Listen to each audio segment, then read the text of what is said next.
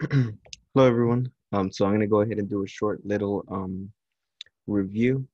So I did some of these in class already, and we're gonna go ahead and I'm gonna go ahead and do some more just to help make sure that we are on the right track. So for domain and range, guys, what I want you to know on these is that you pretty much need to be aware of how the shape of the parent function looks like. So remember our parabolas. Oops, our parabolas look like a little happy face, like that, a quadratic function. And this square root looks like, sorry, that's the square root, but our square root should be something like that. And whenever we have something like this, there should be asymptotes. So this one actually is a function, and it should be modeling the same as this right here. So what I want you to know is that the same way you identify transformations, the same thing occurs with the domain and the range. So we got this is 2 units to the right, so 2 units to the right. So if we're talking about domain here, and I'll do domain here. Originally it was from from bracket 0 to infinity, but now it got shifted to units to the right, so it's 2 to infinity. The same thing goes right here, guys. Originally the asymptote was right here at 0. So now the asymptote is at 2, right? Everything moved, even the asymptote. So now it's going to be from negative infinity for our new domain to negative 2, parentheses, and then negative 2 continues. I'm sorry, not negative 2, a positive 2. What am I doing? To positive infinity. Sorry about that. Let me erase it just to clear that up. It should be 2, 2. Awesome. Alrighty, let's go ahead and continue. Sorry about that. The next questions that I have for us are um, these right here, the composition of functions. So I did this one in class, so that will be in the recording in Teams. So I'll go ahead and do this one, and I'll start us at least with fog. And if you do need more examples, guys, they are on this YouTube channel, and you can go ahead and get better, a more in-depth explanation. So I'm gonna go ahead and do this one. So find fog for these functions. So fog, what I need you to know is that it's the same thing as saying f, and inside here I have my g function. It's the exact same thing. So pretty much I'm saying that this entire function, 4x plus 16, goes and substitutes that x right here. Okay, so I like to go ahead and write my my f, which they're telling me is this negative 16 plus x divided by 4. So I'm going to go ahead and write that. But when I get to the x, I'm going to leave big parentheses because that's where my g function, here's where my g function will go. And we saw that our g function is 4x plus 16. So I'm going to go ahead and write that instead of the g of x, I'm going to actually write what it is, which is 4x plus 16. Okay, with a little bit of substitution, we can see that negative 16 and this positive 16 are opposite signs. You add them together, they equal to 0. So I got 4x plus 0. We didn't have to write it, but I just did. And then we got 4x divided by 4. So $4 divided by 4 people, we get just 1, so 1x. So this right here is the composition for fog. Gave me x. Now, the next part, I went ahead and asked you guys that you need to go ahead and see what GOF is as well. And if they both are equal to x, they're both equal to, that looks a little confusing, but if both of them are equal to x when you compose them, fog and GOF, and they're both equal x, that means that they are inverses. G and F are inverses. So G and F are inverse functions of each other. So be careful with that. I know a lot of people just see that they're equal to each other, but in reality, they need to be equal to each other in the sense that they both need to be equal to x. So fog equals goth equals x. Looks a little funny, right? In class, I didn't have a lot of students struggle with finding if this was even and odd, but pretty much remember you are checking for even. You're checking if it's symmetrical of the y-axis. If it is odd, that is about the origin. And it is none. That's probably something else, right? And then it's not a function if it's symmetrical about the x-axis. So we can see if we go ahead and see the both sides of a square root of x, right? The positive and the negative, we can see it's symmetrical about the x-axis, but it does not pass the vertical line test. Okay, so we can see these two, and I have another one. So that one would be none, right? This one right here, it kind of messed a little bit with students, and I'll go ahead and try this one right here. But remember, it was mostly the cause of not remembering the steps, but remember you substitute a negative x into the function you are given, right? So pretty much you're evaluating f of negative x. So let's go ahead and do this real quick. We have, let me hide this real quick. How do I hide? Hide, there you go, and hide. Okay, cool. That gives me a little bit more space. So pretty much we're evaluating here. So I should have this function, which is parentheses squared plus 4. I went ahead and left the parentheses open because I'm going to substitute with a negative x. And all I do is simplify this negative x times negative x plus 4. And I simplify and I see that all of this gave me x squared plus 4. And then I need to check, does this function I just solved, evaluated, equal the same as this?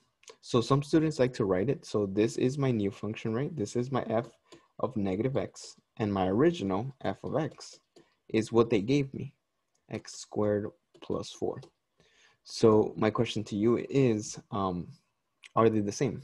Is f of x equals to negative f of x? So if they are the same, then they are even. If f of x is equal to f negative x. And we can see in this case it is, right? They are odd when f of x is equal to negative f of x. So meaning all the signs changed. And if it does nothing of those, nothing of that sort, then it is none. It is neither. If it probably just changes one sign or stuff like that. So I believe I give you one of each case. Okay. Next, these were pretty good. This right here, you just remember to do your the opposite of PEMDAS, right? To go backwards on your operations, right? So we'll do this one because this looks a little scary with the square root. And I have f of x equals square root of x plus 1 minus 2. So we can write it again, y equals the square root of x plus 1 minus 2. And overall, we know the steps. We've seen this in algebra 2. And that's the same thing as saying x equals the square root of y plus 1 minus 2. And you can go ahead and do solve for this. So we work from the what's farthest apart from here. So this minus 2, right? We're going to get rid of the minus 2 by adding 2. So I'm going to make this nicer. I'm going to say x plus 2 equals the square root of y plus 1. Okay. The next thing that I can see is that it's being square rooted. So the inverse of a square root is a square. So this gets squared. So I got x plus 2 squared equals this y plus 1. And I'm just going to go ahead and solve for y, just as how I've been doing before. So my answer should be this y equals x plus 2 squared minus 1. Something that's very important right here is you write it with appropriate notation, f inverse, right? And this is going to be x squared plus 2. Whoa, I can't write. Minus 1. It's too thick. Okay. Alrighty. So this shouldn't mess with you too much, right? All right, that's better. Something I do want to talk about in the next one is when they give you a graph. And this right here, guys, is a whole. So be very careful. But overall, this one, I like to encourage students to write increasing, decreasing. So I'll write everything that's increasing. It looks like my little roller coaster, right? And it's going this way, right? So increasing, all of this right here is increasing. Then all of this right here is going downhill. It is decreasing. All of this right here is increasing. Okay. Increasing. And you keep on doing this. But here's what I want to go ahead and talk about. This right here, if we were to talk about the interval from here to here, right? That we would say decreasing, I would agree with you, but there is a little hole right here, this little hole right here. So if you're talking about this interval, it would be from 1 all the way, right? All the way over here, which is that value 2, union 2 to this point right here, which they are saying is 2.5. Oops, comma, 2.5. So be very careful, specifically when you do this, when there's an empty hole in the graph, that's what that means. That is one big issue that I saw in our mid-unit. So the next part here is increasing. And last but not least, this part right here is decreasing. Okay. Alrighty. Something else that I keep on seeing that really messes us up is this right here, these end values. A lot of students don't know what that really means. So let's talk about range. If I was talking about range, the lowest I can go, this is arrows telling me that how low can I go was I can actually go negative infinity, right? All the way to the highest point, which looks like it's right here. Well, actually, there's some gap right here. So I'm going to say this is 3. So all the way to 3 right there. And then there is a union at that point 4. Okay. So that's my range. So it's talking about the y values themselves only. So all the y values accounted for, including this 4, then union. I'm sorry, including this 3, then union, all the way to that 4. So therefore, this one is bounded above, right? Because I couldn't pass that point. So bounded above. And this would be my absolute max, right? That location.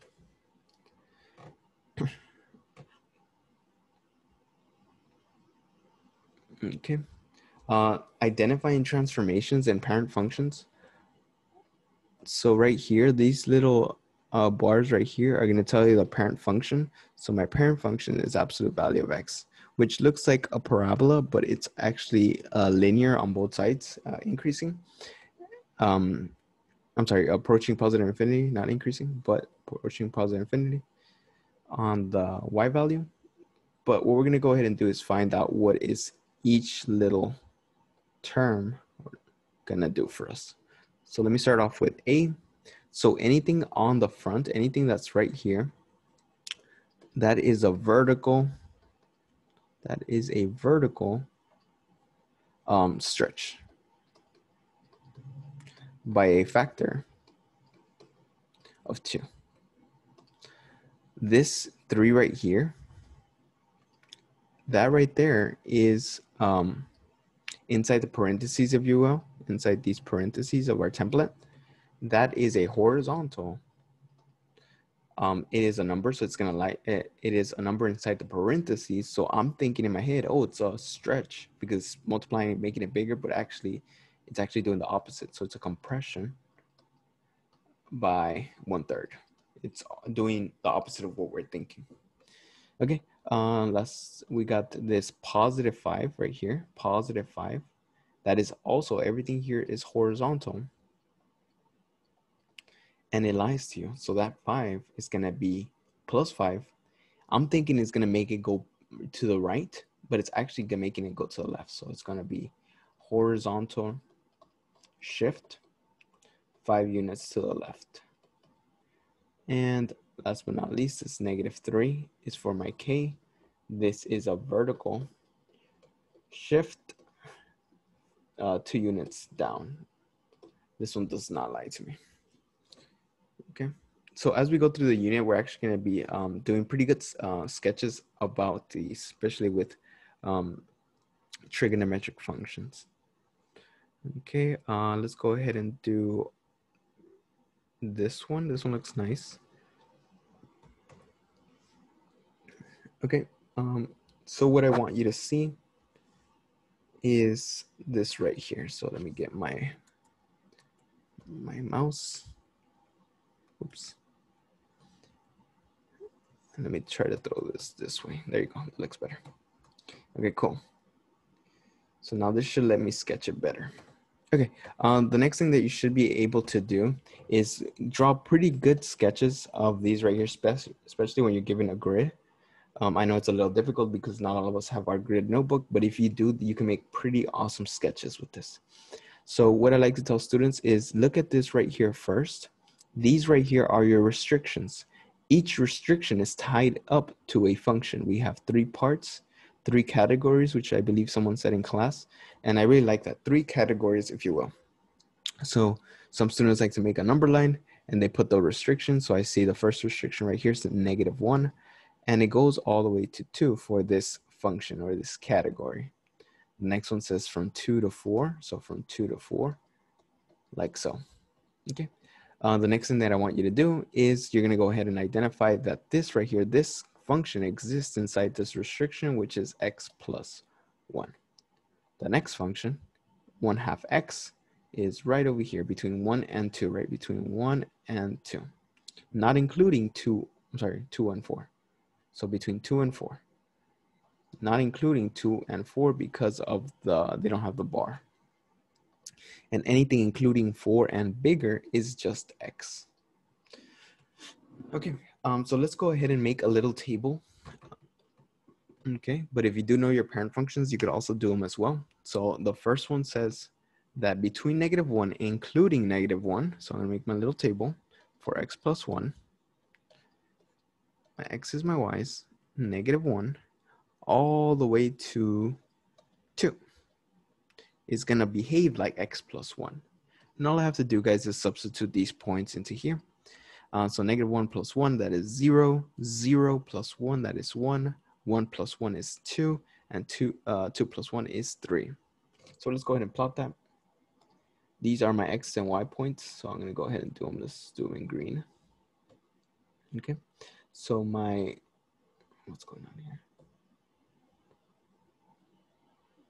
Okay, that's better. All right. So let's go ahead and plot those points. So at -1, I am at 0 in height.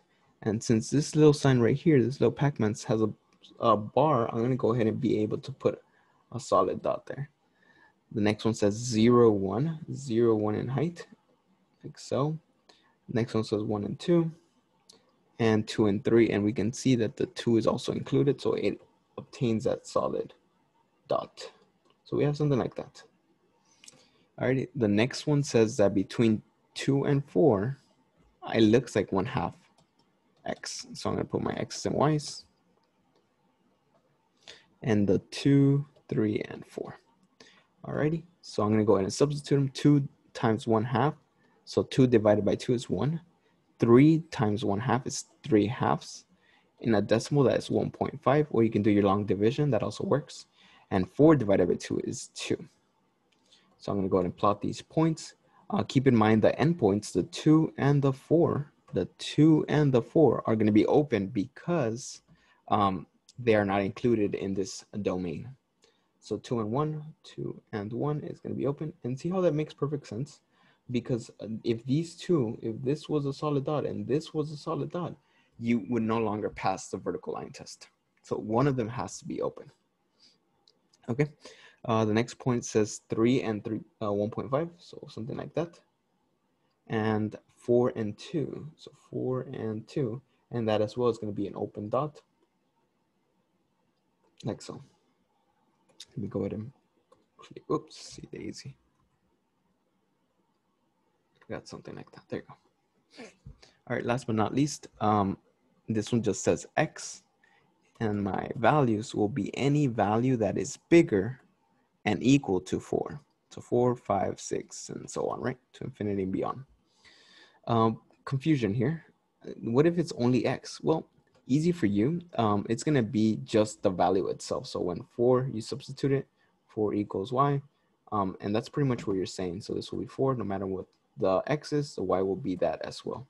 6, 7, so easy peasy. And then keep in mind that when you're at 1, 2, 3, 4, when you're at 4, it's a height of 4, 1, 2, 3, 4. Did I do that right? And it's going to be a solid dot because this right here had an equal sign, right? And I'll do it again. This right here had a little equal sign for anything bigger than 1, bigger than 4, sorry. Okay, so we have this, and you can probably see that slope.